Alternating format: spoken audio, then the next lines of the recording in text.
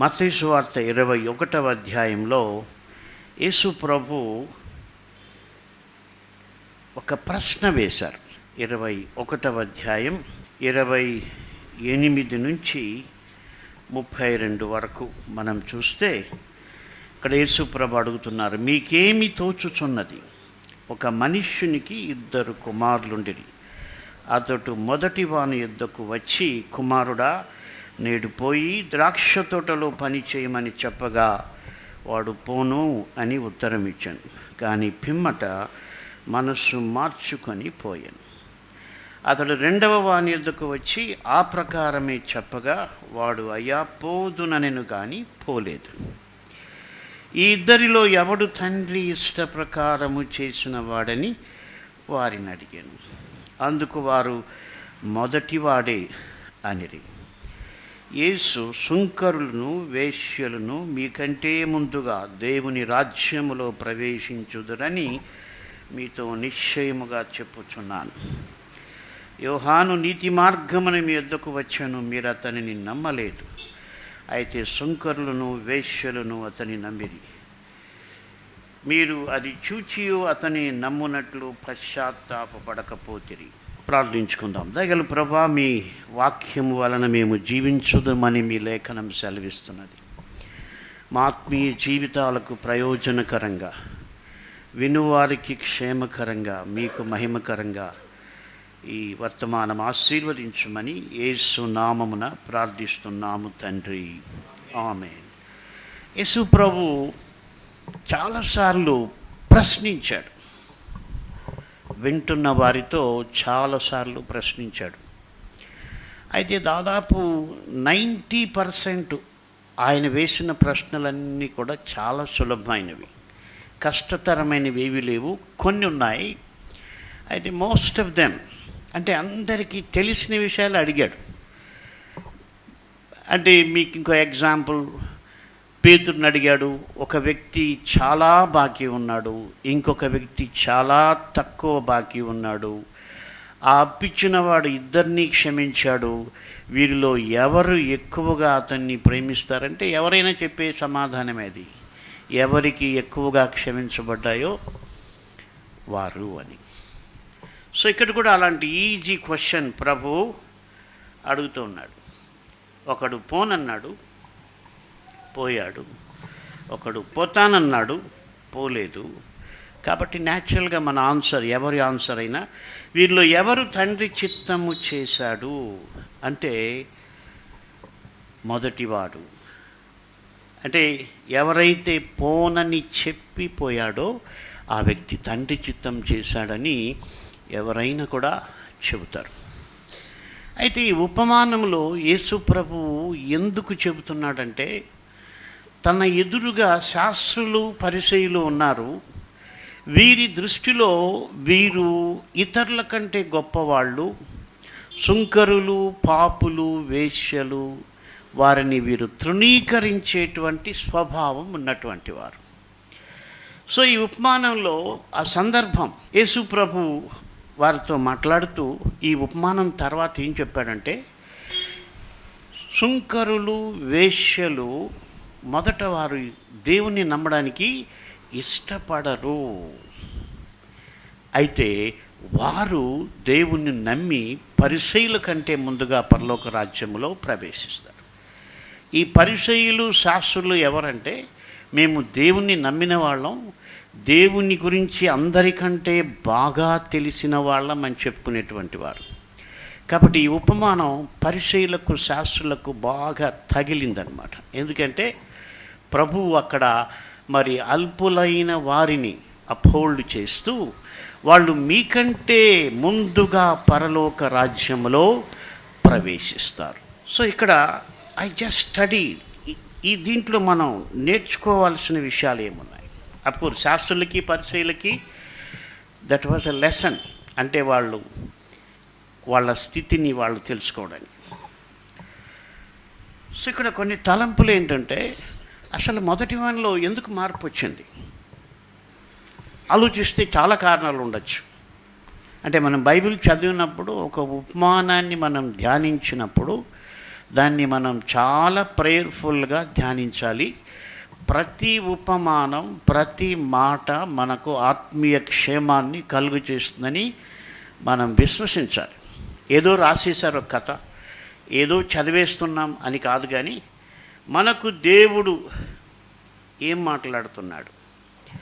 So ఈ ఉపమానంలో దేవుని యొక్క ఉద్దేశం ఏంటంటే, వింటున్నటి వంటి మనము దేవునికి ఇష్టమైంది చేసేటువంటి వారుగా ఉండాలి. అది శాస్త్రులు పరిచయులు చేయడం లేదు కాబట్టి ప్రభువు ఉపమానం వారి ముందర చెప్పాడు. అయితే ఇప్పుడు మనకు నేర్చుకోవాల్సిన విషయాలు కొన్ని ఉన్నాయి. అయితే అల్టిమేట్గా మేజర్ పాయింట్ ఏంటంటే, మనము దేవుని ఇష్టాన్ని చేసేటువంటి వారిగా ఉండాలి. అయితే ఇక్కడ పెక్యులర్ థింగ్ ఏంటంటే, చేస్తాను అన్నటువంటి వ్యక్తి చేయకుండా వెళ్ళిపోయాడు, చేయను అని చెప్పిన వ్యక్తి చేశాడు. మరి ఇందులో ఉన్నటువంటి పాట నాకు అనిపించింది, చేస్తాను అన్నటువంటి మొదటి వ్యక్తి గురించి ఆలోచన చేస్తే, అతను నేను వెళ్తానన్నాడు, నువ్వు వెళ్ళనన్నాడు. మొదటి వ్యక్తి ఏమన్నాడు? నేను పోను అని ఉత్తరం ఇచ్చాడు. పిమ్మట మనస్సు మార్చుకొని పోయాను. ఇక్కడ నా తలంపు ఏంటంటే, ఏమి అతన్ని చేంజ్ చేసి ఉంటుంది. డెఫినెట్లీ ఈ సెడ్ నో, బట్ లేటర్ ఈ చేంజ్ హిస్ మైండ్. మనస్సు మార్చుకొని అతడు వెళ్ళాడు. సో అక్కడ మనం ఆలోచన చేస్తే తప్పకుండా మనస్సాక్షి అన్నది ఉంటుంది. విశ్వాసులకే కాదు, అన్యులకు కూడా మనస్సాక్షి ఉంటుంది. విశ్వాసులకి మనస్సాక్షే కాదు, పరిశుద్ధాత్మ దేవుడు కూడా హెచ్చరిస్తాడు, సరిచేస్తాడు. బట్ ఇన్ జనరల్ ప్రతి మనిషికి మనస్సాక్షి ఉంటుంది. ఆ విషయం మనం సామెతల గ్రంథం 20వ అధ్యాయం 27వ వచనం చూసినట్టయితే, నరుని ఆత్మ యెహోవా పెట్టిన దీపము, అది అంతరంగములన్నీ శోధించును. కాబట్టి ఎప్పుడైతే ఈ వ్యక్తి పోను అన్నాడో, తప్పకుండా అతనిలో దేవుడు ఉంచినటువంటి ఆత్మ, అంటే నరుని ఆత్మకు, అంటే అది పరిశుద్ధాత్మ కాదు, but even a human spirit has conscience. అందుకనే ఆ వ్యక్తి ఆలోచించినట్టుంది. ఏమని? అరే, నా తండ్రికి నేను పోను అని చెప్పాను. సరే, ఇంకొక విషయం, పోను అని చెప్పడానికి కారణాలు కూడా మనం ఆలోచించవచ్చు. ఎంత లెంతీగా అయినా వెళ్ళొచ్చు, బట్ జస్ట్ నేను వన్ పాయింట్ మటుకు మీకు మెన్షన్ చేస్తాను. అతను పోను అనడానికి కారణం, తన తండ్రి కంటే ఎక్కువగా దేనికో ప్రయారిటీ ఇచ్చాడు, లేక తన తండ్రి కంటే దేన్నో ఎక్కువగా ప్రేమించాడు. అందుకే తండ్రి చెప్పినప్పుడు అతడు పోను అన్నాడు. General point. కాబట్టి ఇక్కడ విశ్వాసి నేర్చుకోవాల్సింది ఏంటంటే, నువ్వు దేవుని చిత్తము చేయలేకపోతున్నావు, ఆత్మ సంబంధంగా జీవించలేకపోతున్నావంటే something is in your heart for which he gave more priority than God.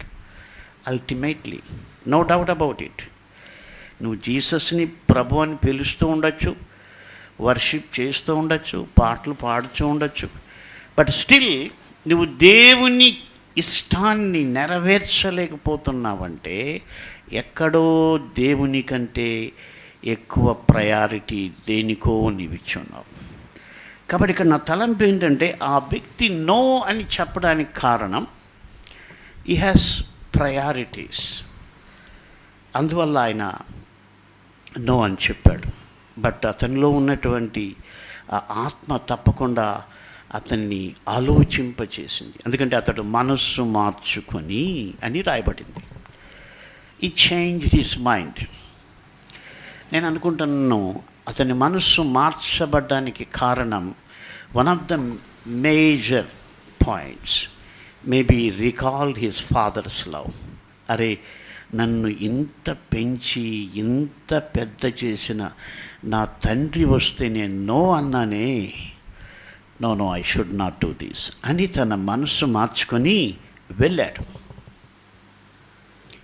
కాబట్టి నీవు ఒకవేళ దేవుని కంటే ఎక్కువగా ప్రయారిటీ దేనికైనా ఇచ్చి ఉంటే, సులువుగా చిక్కులబెట్టు పాపాల్లో ఎక్కడైనా తగులుకొని దేవుని చిత్తము చేయలేని పరిస్థితుల్లో ఉంటే, the only thing that can make you to repent is the love of Christ. సిలువలో యేసయ్య నీ కొరకు చూపిన ప్రేమను జ్ఞాపకం చేసుకున్నప్పుడు ఖచ్చితంగా నీవు మనసు మార్చుకుంటావు.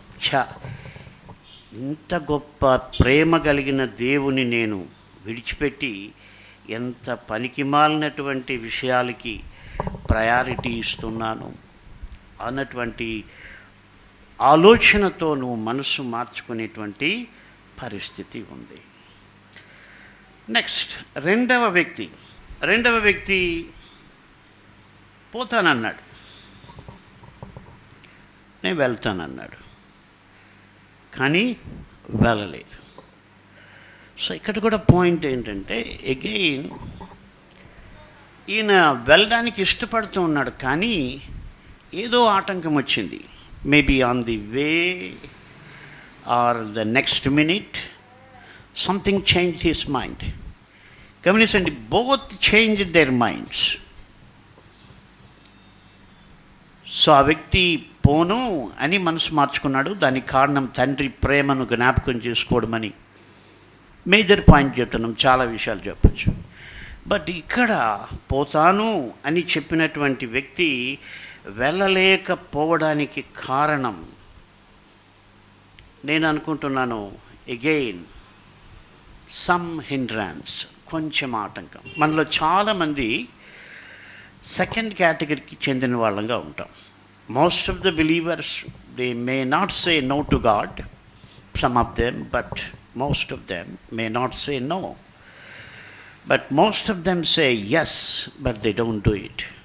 చాలామంది నేను చేస్తాను ప్రభువా, నీ చిత్తం చేయడం నాకు ఇష్టం, నీ ఉంటే నాకు చాలు, నీ ఉంటే నాకు ఇంకేమీ అక్కర్లేదు. సో మనం పాజిటివ్గా మాట్లాడతాం, కానీ ఇంటర్నల్గా మనం దాన్ని చేయలేకపోతున్నాం. సో ఈ సెకండ్ వ్యక్తి తప్పకుండా యేసుప్రభు ఒక సందర్భంలో అన్నాడు, ఈ ప్రజలు నన్ను పెదవులతో ఘనపరుస్తారు, కానీ వారి హృదయం నాకు దూరంగా ఉంది. కాబట్టి కొన్నిసార్లు మనము బిలీవర్స్ అనుకుంటున్నాం, దేవుని చిత్తం చేయాలన్న డిజైర్ మనకుంది, but still there is a problem. అంటే ఏంటి? చేయాలనుకొని చేయకపోవటం. నేనేమంటానంటే, మొదటి దానికంటే రెండవది డేంజరస్. ఎందుకంటే మొదటివాడు మారి దేవుని చిత్తం చేసే పరిస్థితి ఉంది, బట్ ఈ రెండవ వ్యక్తి మారే అవకాశాలు చాలా చాలా తక్కువ. అయితే మోస్ట్ ఆఫ్ అస్ ఈ రెండవ వ్యక్తి, నేను వెళ్తానన్నాడు, వెళ్ళలేదు.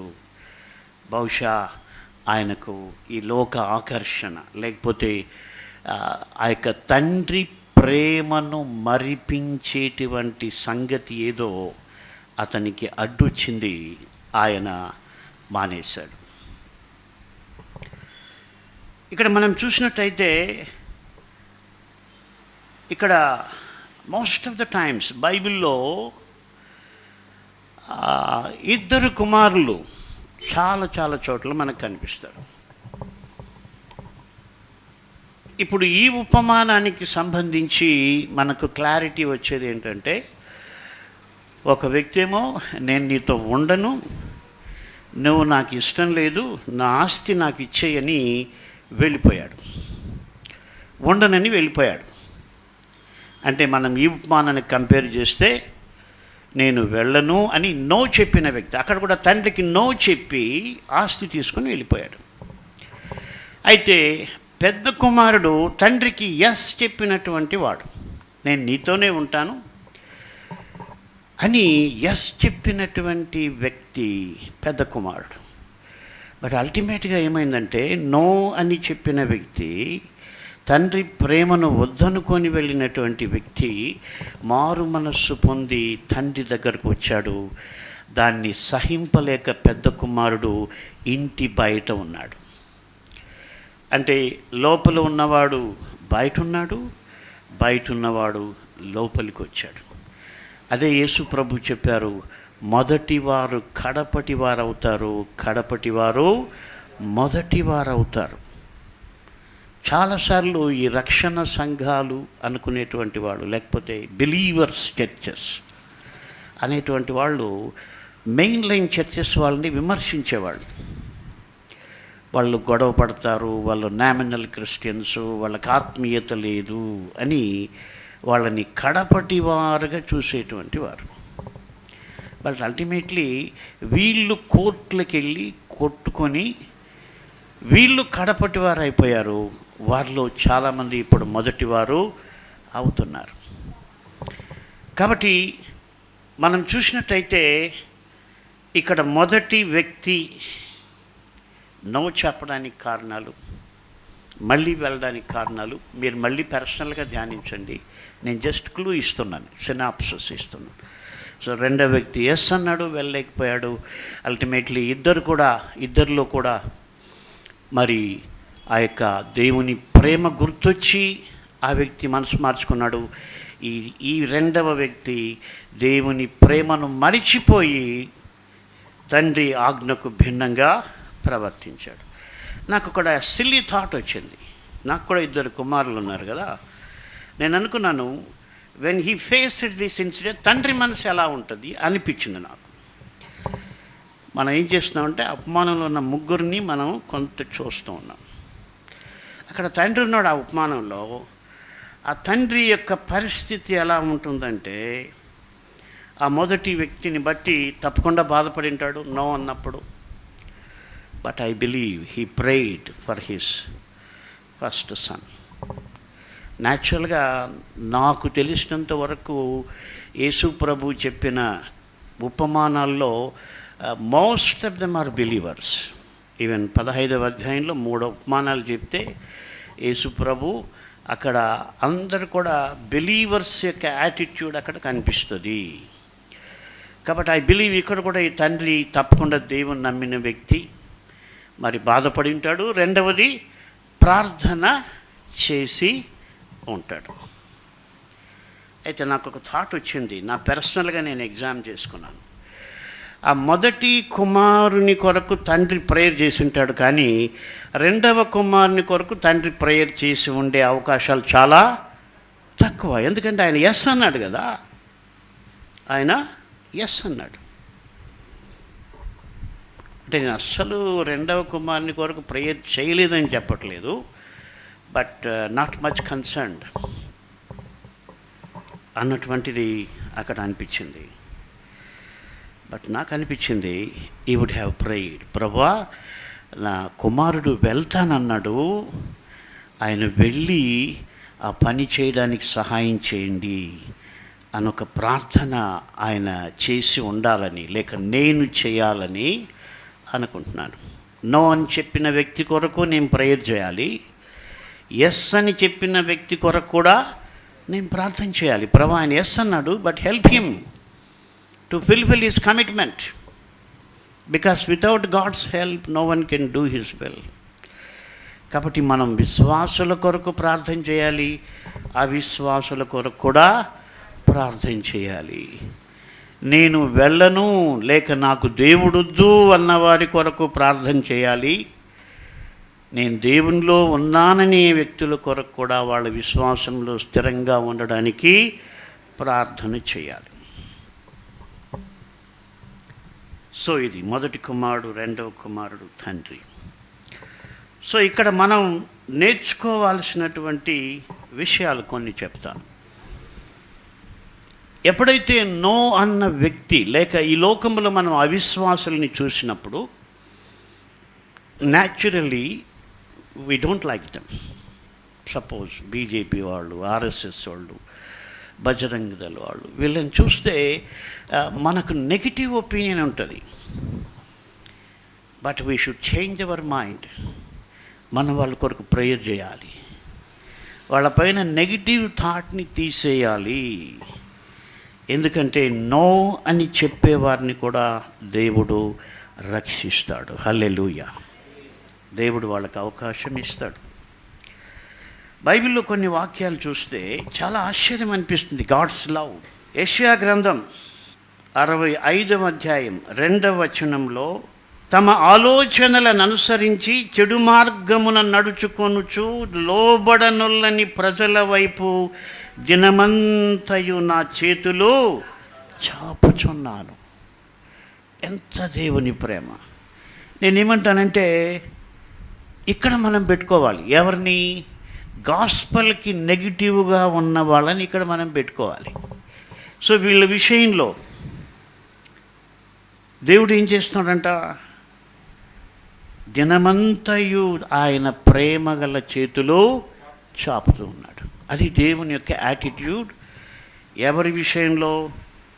ఆయనకు లోబడనొల్లనటువంటి ప్రజల విషయంలో. వాళ్ళు ఎవరైనా కావచ్చు, ఎనీ సెక్ట్ ఏదైనా కావచ్చు. నేను జస్ట్ ఎగ్జాంపుల్ చెప్పాను. మనకు నెగిటివ్ ఒపీనియన్ ఉంటుంది, చాలామంది వాళ్ళ గురించి విమర్శించే వాళ్ళు ఉన్నారు. But I don't think the Holy Spirit will appreciate that. ఎందుకంటే వాళ్ళ వైపు దేవుడు చేతులు చాపుతూ ఉన్నాడని బైబిల్ చెప్తూ ఉంటే నువ్వు వాళ్ళ పైన చెయ్యి ఎలా ఎత్తగలవు? లేక వారికి విరోధంగా ఎలా కామెంట్ చేయగలవు? 2వ వచనం, రోమీయులకు రాసిన పత్రిక 10వ అధ్యాయం 20వ వచనం. మరియు యెషయా తెగించి, నన్ను వెదకని వారికి నేను దొరికితిని, నన్ను విచారింపని వారికి ప్రత్యక్షమైతిని అని చెప్పుచున్నాడు. దేవుడు ఎవరికి దొరికాడంట? వెదకని వారికి. ఎవరికి ప్రత్యక్షమయ్యాడు? విచారింపని వారికి.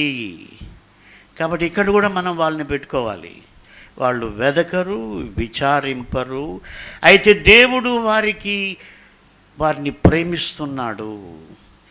దేవుడి వారికి ప్రత్యక్షమవుతాడు. అలాగ దేవుడు రక్షించుటకు సమర్థుడు. కాబట్టి we should change our mind. వాళ్ళ కొరకు మనము సరిగా ప్రేయరు చేయాలి. మన ఇష్టానుసారంగా మన మనస్సు అయితే నెగిటివ్గానే ఉంటుంది. We are human beings. వాళ్ళు క్రిస్టియానిటీని విమర్శిస్తున్నారు కాబట్టి naturally we get negative opinion. But we should have the mind of Christ. ఆయనేమో వెదకని వారికి దొరుకుతున్నాడు, విచారింపని వారికి ప్రత్యక్షమవుతున్నాడు, ఎదురాడు లోబడనులని ప్రజల వైపు చేతులు చాపుతూ ఉన్నాడు. కాబట్టి మనం ఎదిగిన కొద్దీ స్పిరిచువల్గా we should have the mind of Christ. మన యాటిట్యూడు మార్చుకోవాలి. Unfortunately most of the preachers are teaching negative opinion. That is not the spirit, that is not the word of God. కాబట్టి అది మొట్టమొదటి మనం నేర్చుకోవాల్సింది. నెంబర్ 1, మనం వారి కొరకు ప్రే చేయాలి. వారి పట్ల మనకున్న నెగిటివ్ ఒపీనియన్ని మనం పక్కన పెట్టి ప్రార్థన చేయాలి. 2వ లెసన్, మనం ఎస్ చెబుతున్నాం కాబట్టి, లేక మనం రక్షణ పొందాం కాబట్టి మనము ఎంత మాత్రం కూడా అతిశయపడకూడదు. ఎఫెసీయులకు రాసిన పత్రిక 2వ అధ్యాయం 8వ వచనం, మీరు విశ్వాసము ద్వారా కృపచేతనే రక్షింపబడి ఉన్నారు.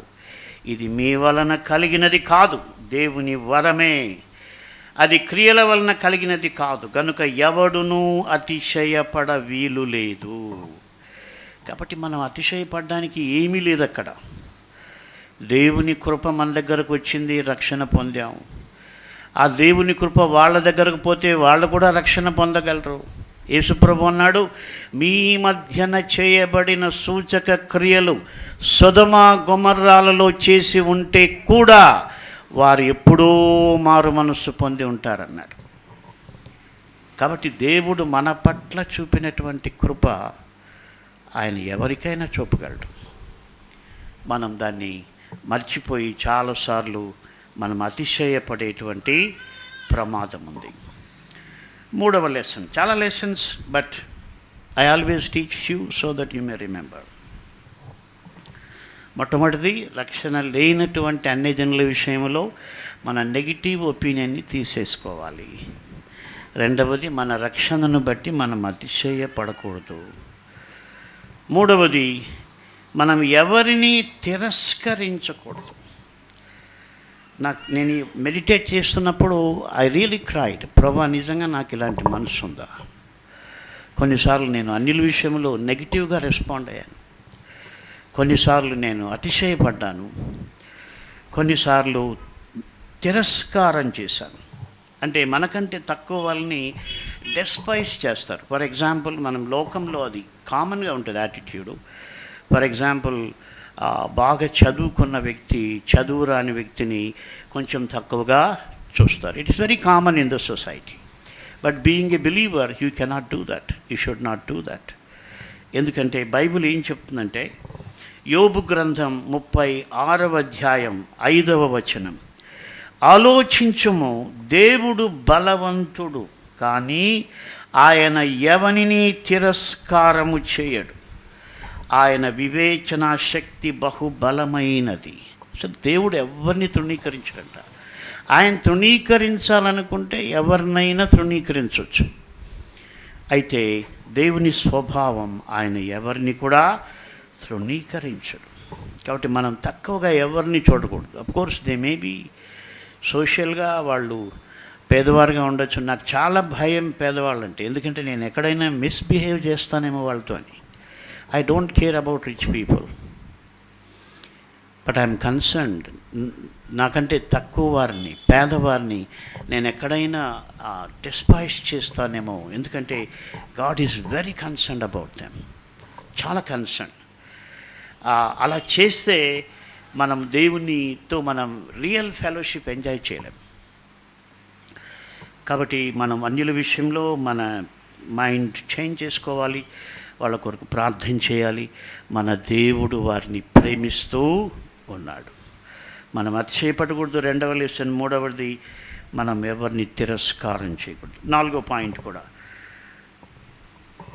కొరింథీయులకు రాసిన పత్రిక 10వ అధ్యాయం 12వ వచనం, తాను నిలుచుచున్నానని తలంచుకొనువాడు పడకుండా జాగ్రత్తగా చూచుకొనవలెను. So this is very important. నువ్వు పడిపోయినవన్నీ చూసి హేళన చేయడం కాదు, లేకపోతే నీకంటే తక్కువ ఉన్న వాడిని చూసి నువ్వు తిరస్కరించటం కాదు, లేకపోతే రక్షణ లేని వారిని చూచి కామెంట్స్ చేయడం కాదు. కానీ నీవు నిలుచున్నాను అనుకుంటున్నప్పుడు పడకుండా జాగ్రత్త పడాలి. కాబట్టి ఇన్ని లెసన్స్ మనం ఈ చిన్న ఉపమానంలో నేర్చుకోవచ్చు. కాబట్టి మీరు ఇంటికి వెళ్ళి థింక్ చేయండి. ముగ్గురు ఇందులో ఉన్నారు. సో యేసు ప్రభు యొక్క ఉద్దేశం ఏంటంటే మనం పాఠాలు నేర్చుకోవాలి. I have some more thoughts. అంటే మనం ఒకవేళ స్పిరిచువల్ రీమ్లోకి వెళ్ళి చూస్తే, స్పిరిచువల్ రీమ్లో ఎప్పుడైతే నో అని చెప్పాడో, ఐ థింక్ హోలీ స్పిరిట్ అతని దగ్గరికి వెళ్ళి ఉంటుంది. It's my personal opinion, because always the Spirit convicts to make a right decision. So naturally, you might have convicted by the Holy Spirit. దేవుడు ఆయన కూడా వాక్యంలో కూడా ఉంది, ఎదురాడే వారికి, లోబడని వాళ్ళకి, వెదకని వారికి దేవుడు ప్రత్యక్షమవుతాడు. కాబట్టి డెఫినెట్గా దేవుని యొక్క ఆత్మ అతనికి హెల్ప్ చేసింది. And another interesting thing is, డెఫినెట్గా ఐఎమ్ షూర్ ఎప్పుడైతే ఎస్ అని చెప్పాడో ఆ వ్యక్తి దగ్గరికి సైతాను వెళ్ళి ఉంటుంది. No doubt about it. ఆ వ్యక్తి దగ్గరికి సైతాను వెళ్ళి ఉంటుంది. నా సొంత మాటలుగా కాకుండా మీకు బైబిల్లో నుంచి కూడా ఒక వాక్యం చూపిస్తాను. ఎందుకంటే I don't like to speak my own words. ఏదైనా చెప్తే దానికి ఒక బైబిల్ ఎవిడెన్స్ ఉండాలా. అంతేగాని నాకు తలంపు వచ్చింది కాబట్టి మీరు నమ్మేయాలని నేను కోరుకోను. You have to verify the Bible.